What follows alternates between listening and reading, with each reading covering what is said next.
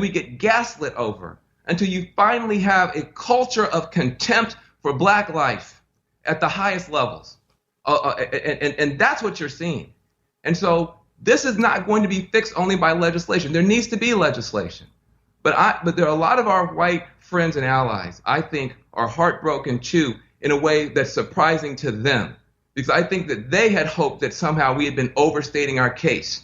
They had hoped that somehow we were exaggerating just a little bit for some kind of advantage for affirmative action, or just maybe taking things too harshly.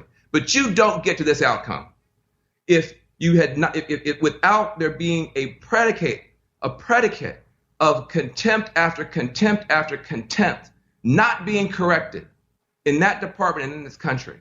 And so I don't have a legal answer. And when I'm telling you, I'm talking to people across the country, they don't want to hear from me anymore. They don't want to hear from any of us anymore, because they've heard it from us from over and over and over again, and nothing has changed. And so if you are white and you are watching this, look in your own life.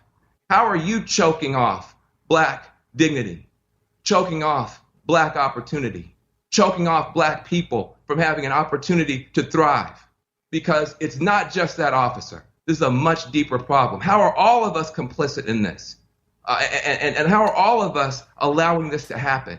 I don't have an answer today. I have not been this upset. I have not seen black people this upset in 20 years, longer. And I'm looking forward to hearing this press conference. I don't know what we're going to do. Well, Jake, if I could, one of the reasons that Dan is talking about the idea of, and I just want to quote Dr. King when he says that riot is the language of the unheard.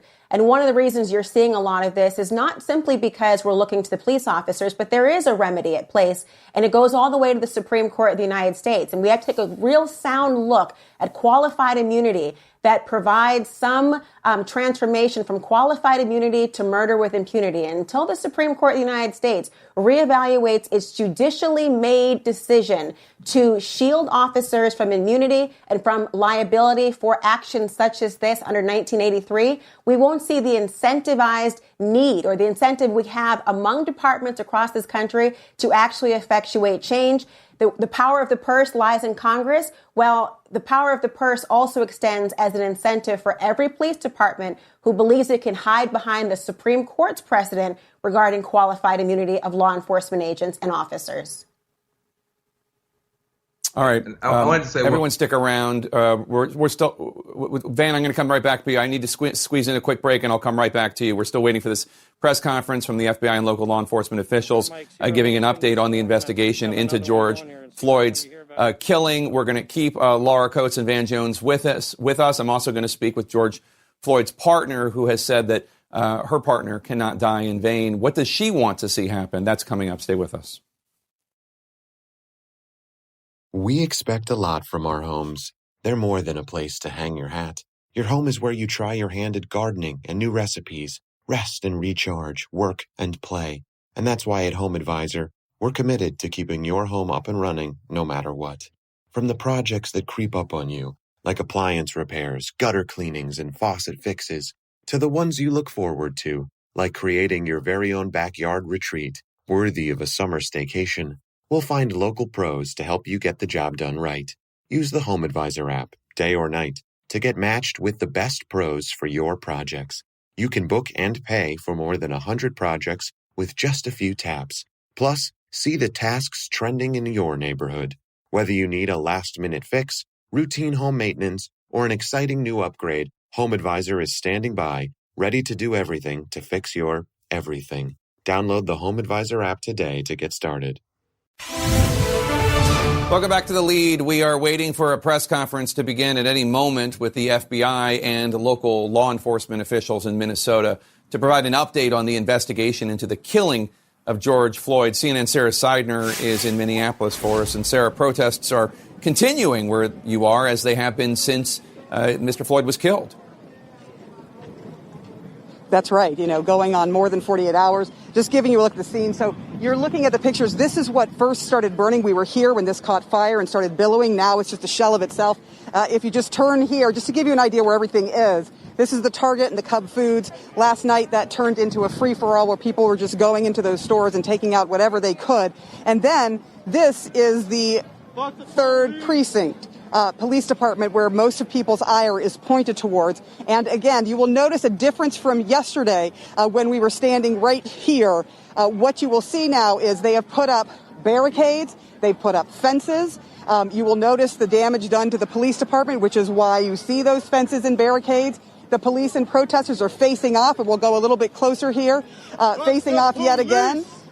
Where protesters are out here. And look, for most of the day, and you saw this, Jake, there were peaceful protests. Then the water bottle started, the rock started, then there was tear gas and flashbangs and rubber bullets that were fired in response. And then eventually police tried to push everyone out of this area. They managed to push everyone out and down that street and then eventually retreated. And that is when things got really, really out of control. Things started burning, people started looting. Now they're back today. But they want to be sure that people understand where this is all coming from. And it's coming from a deep, deep sense of pain and frustration that they have, especially seeing this video. But it isn't just about the video, and it isn't just about George Floyd. It's about a series of things that people in this particular area, in this neighborhood, mostly black and brown people, feel that they are treated differently by police than other people, that they are discriminated against, that they are brutalized. And so the reaction to that has been this. How long this is going to last, we don't know. But it certainly has been a very, very strong reaction. We were here for many of the other incidents that got people into this sort of frenzy and anger, from Jamar Clark to Philando Castile, all dying in police incidents, to George Floyd. And you will hear that repeated over and over and over again here in Minneapolis. It isn't just about this one incident, although looking at that video has people stunned, shocked. And you're just hearing that is, I think, a rubber bullet that has just been fired. Police are positioned on top of the 3rd Precinct again today.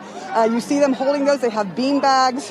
They are sometimes shooting rubber bullets, which we have picked up, and those really sting. We've seen people being hit by those.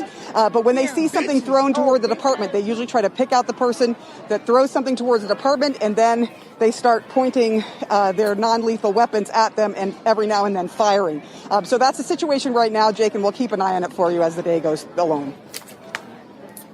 All right, Sarah Seidner in Minneapolis, stay safe. Stick around. We're still standing by for the press conference from the FBI and local law enforcement officials in Minnesota giving an update on the investigation into the killing of George Floyd. We're going to squeeze in a quick break. We'll be right back. Welcome back. We're awaiting a press conference to begin any moment from the FBI and local law enforcement on the killing of George Floyd, and we're going to bring that to you as soon as it begins. But now to our other top story today in the health lead, the coronavirus pandemic. There are now more than 1.7 million confirmed coronavirus cases in the United States, with the death toll exceeding 101,000 people in the U.S. Joining me now, CNN chief medical correspondent Dr. Sanjay Gupta. Sanjay, when you look at the trends on the map, many of the states seeing a surge in new cases week to week are in the South. That includes major spikes in Arkansas and Alabama, as shown by the map on the screen. Tell us what you think about that. What do you attribute that to, if anything?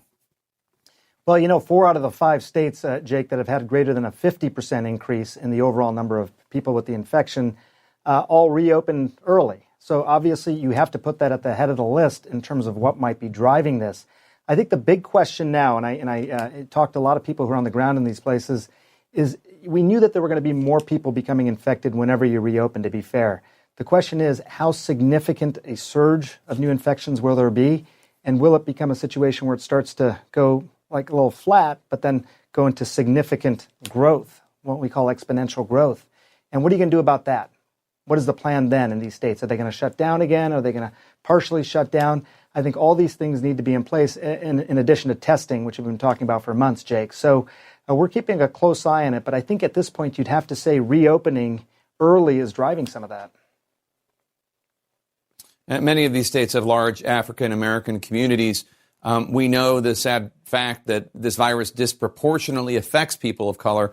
There are researchers in Louisiana who released a report on autopsies of 10 African-American victims showing that their lungs were clogged with blood clots. All of them had underlying conditions, all of these 10. Obviously, there's so much about this virus we don't know, but what, if anything, should the black community take from that study?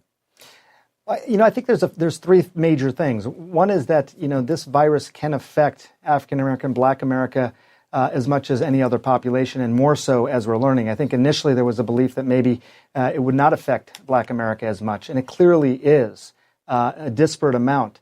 Two is, is this a virus, this pandemic, sort of creating some institutional sort of divides with regard to healthcare, or sort of exposing them, access to healthcare? Do Black Americans have more pre-existing conditions that are making them more vulnerable? Don't know yet. I mean, some of that may be true, but I think there's also a possibility, Jake, that we're seeing some sort of genetic difference here as well. Gender as well. We know men are more likely to be affected, but genetically, are people more predisposed to this? Men are more likely, certain populations, even younger people, certain genetic predispositions. We know, for example, the children inflammatory syndrome, Jake, we weren't seeing that in Asia, primarily seeing that in Europe and the United States. Why would that be? So I think these are still unanswered questions that'll probably answer the question you're asking as well. I want you to take a listen to what former Harvard Medical School professor William Hasseltine, who was instrumental in HIV and AIDS research, said on CNN yesterday. Take a listen. It can be stopped without a vaccine and without a drug if we change our behavior. Change our behavior. What type of behavior could have changed the outcome of 100,000 plus deaths, other than completely closing down the country and telling no one to leave their homes? Well, I mean, that is part of it, Jake, that type of action. But I think more than the if you do the action, it was when you do the action. I mean, I still remember, Jake, you and I talking about this a few months ago now, saying, you're seeing in places that these stay-at-home orders are being put into effect. We saw Japan, for example, shut down really early. And it became pretty clear that those types of orders needed to be put in place here in the United States as well. When you wait longer, you have many more clusters of people who become infected and create these significant outbreaks all over the country. So in some ways, we're still catching up from that. If we can get to the point where we have downward trend in all these places, and you have the testing in place, all the things that we've been talking about, you can start to safely reopen, as Dr. Hasseltine is saying, without a magic therapeutic, without a vaccine. That's what you're seeing in South Korea. And I've been really hesitant, Jake, or reluctant to do these comparisons with other countries, but I think they're very fair, especially if we got to 100,000 people who have died. South Korea, their first patient was diagnosed on the same day ours was. They have fewer than 300 deaths. I mean, I know it's painful for people to hear, especially families who may have lost someone. 300 deaths. They're 1/7 the size, so multiply that times 7, 2,100. Multiply it times 100. Point is, Dr. Hasseltine, what he's saying is that behavioral changes applied at the right time can make a huge exponential difference. We have to learn that lesson and apply it now, because there may be a second wave of this. And yet we are still, the United States, still nowhere near where we need to be when it comes to a national campaign of surveillance testing and contact tracing, although people at the White House are protected by good programs in that regard. Sanjay, the CDC is highlighting two new projections on hospitalizations. One is from Columbia University. It predicts a likely uptick approaching 3,000 new hospitalizations every day by June 22nd. There's another one from Georgia Institute of Technology forecasting that hospitalizations will fall below 1,000 a day by June 22nd.